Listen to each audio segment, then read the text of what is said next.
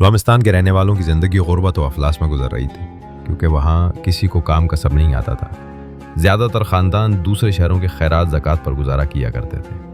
اسی شہر کا ایک نوجوان جس کا نام علی بابا تھا، جو خود بہت محنتی اور ہمیشہ دوسروں خاص کر نوجوانوں کو محنت کی تلقین کیا کرتا تھا۔ ایک دفعہ جب افغانستان کے نوجوانوں نے علی بابا کی بات نہیں مانی تو اس نے مایوس ہو کر دوسرے شہر ہجرت کرنے کا فیصلہ کیا۔ پیدل سفر کرتے کرتے وہ راستہ بھول گیا۔ شہر کی بجائے وہ ایک گھنے جنگل میں پہنچ گیا۔ عصر کا وقت تھا، آسمان پر کالے بادل چھائے ہوئے تھے۔ علی بابا کے پاس کھانے کا سامان ختم ہوا۔ بارش کے آثار دیکھ کر اس نے غار میں رات گزارنے کا ارادہ کیا۔ قریب ہی اسے ایک بڑا ساغار دکھائی دیا۔ وہ وہاں آرام کی غرض سے جانے ہی والا تھا کہ غار کے سامنے ایک پھلدار درخت دیکھ کر اس کی بھوک تازہ ہوئی۔ اس نے فوراً چڑھ کر پھل کھانے شروع کیے۔ اتنے میں اسے گھوڑوں کی ٹاپوں کی آواز سنائی دی۔ آواز سن کر علی بابا خوش ہوا کہ شاید کوئی قافلہ ہے جس کے ساتھ مل کر وہ بے آسانی رات گزار لے گا۔ وہ درخت سے اترنے ہی والا تھا کہ اس کی نظر گھوڑ سوار نقاب پوشوں پر پڑی جو غار کے دہانے پہنچ کر گھوڑوں سے اترے۔ وہ تعداد میں 40 تھے اور سب اپنے حلیے سے چور ڈاکو لگ رہے تھے۔ علی بابا گھبرایا اور خود کو پتوں میں چھپا کر ان کے جانے کا انتظار کرنے لگا۔ نقاب پوشوں میں سے ایک نے آگے بڑھ کر یہاں وہاں دیکھا اور سب کو اشارہ کر کے گھوڑوں سے بھری بوریاں اتروائیں۔ وہ ان کا سردار تھا۔ علی بابا کی نظر ایک ہلتی ہوئی بوری پر پڑی مگر اس کی سمجھ میں کچھ نہ آیا کہ ان بوریوں میں کیا ہے۔ پھر سردار نے بے آواز بلند کہا، کل جا سمسم۔ یہ کہنا تھا کہ غار کا دروازہ ایک طرف سرک کر کھل گیا۔ وہ سارے نقاب پوش گھوڑے باہر چھوڑ کر بوریوں سمیت غار کے اندر داخل ہوئے۔ اس کے ساتھ غار کا دروازہ بند ہو گیا۔ علی بابا یہ منظر دیکھ کر حیران و پریشان ان لوگوں کے متعلق سوچ رہا تھا۔ وہ خوف کے مارے یہاں سے بھاگنا چاہ رہا تھا مگر اندھیرے اور خراب موسم کی وجہ سے وہی چھپا بیٹھا رہا۔ تھوڑی دیر بعد غار کا دروازہ پھر سے کھلا اور سارے نقاب پوش باہر نکل آئے۔ اتنے میں سردار نے ادھر ادھر دیکھ کر بے آواز بلند ہو کر کہا، بند ہو جا سمسم۔ غار کا دروازہ بند ہوا تو 40 کے 40 نقاب پوش گھوڑا پر سوار ہو کر وہاں سے چل دیے۔ علی بابا کی سمجھ میں کچھ نہ آیا۔ جب نقاب پوش اس کی آنکھوں سے اوجھل ہوئے تو علی بابا درخت سے نیچے اترا۔ اب وہ وہاں سے جانتا چاہ رہا تھا مگر اچانک تیز بارش شروع ہو گئی۔ علی بابا نے خراب موسم کے باعث غار میں پناہ لینے کا ارادہ کیا۔ اس نے ڈرتے آگے بڑھ کر تیز آواز میں کہا، کل جا سمسم۔ یہ کہتے ہوئے وہ ایک طرف چھپ کر انتظار کرنے لگا کہ غار کا دروازہ کھل گیا۔ وہ سہمے ہوئے غار کے اندر رہ گیا۔ اندر جا کر اس کی آنکھیں کھلی کی کھلی رہ گئیں۔ ہر طرف سونے جواہرات کے انبار لگے ہوئے تھے۔ علی بابا نے فوراً پلٹ کر کہا، بند ہو جا سمسم۔ اسی طرح دروازہ بند ہو گیا تو وہ مطمئن ہو کر دوبارہ غار کے اندر آسائشوں کو دیکھنے لگا۔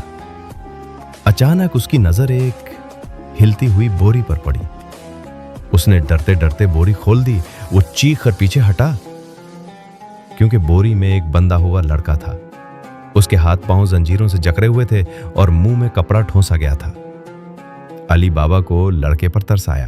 اس نے خود کو تسلی دے کر اس کے منہ سے کپڑا نکالا۔ لڑکے نے اپنے حواس بحال کرتے ہوئے کہا، زنجیر بھی کھول دو اور کہیں سے مجھے پانی پلا دو میرے بھائی۔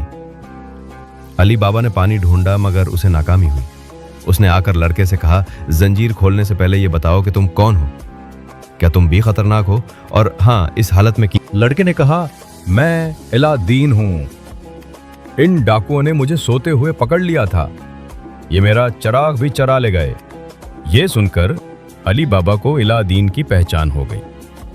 اس نے زنجیر کھولنے کی کوشش کی مگر کھول نہ سکا۔ الہ دین نے اس کی کوشش دیکھ کر کہا، کہیں سے میرا چراغ ڈھونڈو، اس میں میرا جن رہتا ہے۔ چراغ رگڑ کر جن نکل آئے گا، وہ یہ زنجیر کھول سکتا ہے۔ علی بابا نے تمام بوریوں کو خالی کر کے چراغ ڈھونڈ نکالا اور فوراً الہ دین کے ہاتھ کے قریب لا کر رگلا تو اس سے جن نکل آیا۔ جن نے نکلتے ہوئے کہا، کیا حکم ہے میرے آقا؟ الہ دین نے کہا، پہلے تو یہ زنجیریں کھول دو اور پھر پانی کا بندوبست کو۔ جن نے جادو سے الہ دین کو آزاد کیا اور پانی کا جگ لا کر اس کے سامنے رکھ دیا۔ اتنے میں باہر گھوڑوں کی ٹاپوں کی آواز آئی۔ علی بابا پر خوف طاری ہو گیا لیکن الہ دین مطمئن تھا۔ الہ دین نے علی بابا کی گھبراہٹ دیکھ کر کہا، ڈرنے کی کوئی ضرورت نہیں میرے بھائی، ہم ان ڈاکوؤں کے آنے سے پہلے यहां से चले जाएंगे। ये सुनकर इसे तसल्ली हुई। इलादीन ने जिन को हुक्म देते हुए कहा, यहाँ मुझे अपने दोस्त समेत पूरे खजाने को गायब करके मेरी रहाइश गाह पहुंच जाओ। जिन हुक्म मिलते ही खजाने, अली बाबा और अपने मालिक इलादीन के साथ गायब हो गया। इसी दौरान सारे लुटेरे गार में दाखिल हुए। वो खाली गार को देखकर अफसोस करने लगे। इधर अली बाबा ने इलादीन की रहाइश गाह में रात गुजारी। सुबह इलादीन ने उसे आधे खजाने समेत रुखसत किया। अली बाबा ने अपने शहर गमिस्तान पहुंचकर खजाने से अपने शहरियों को खैरात देने की बजाय मुख्तलिफ कारखाने कायम किए। उसने सारे नौजवानों को रोजगार फराहम करके अपने शहर को खुशहाल बना दिया। फिर शहर के बुजुर्गों के शोरे से उसने अपने शहर का नाम गमिस्तान की जगह खुशहालिस्तान रख दिया।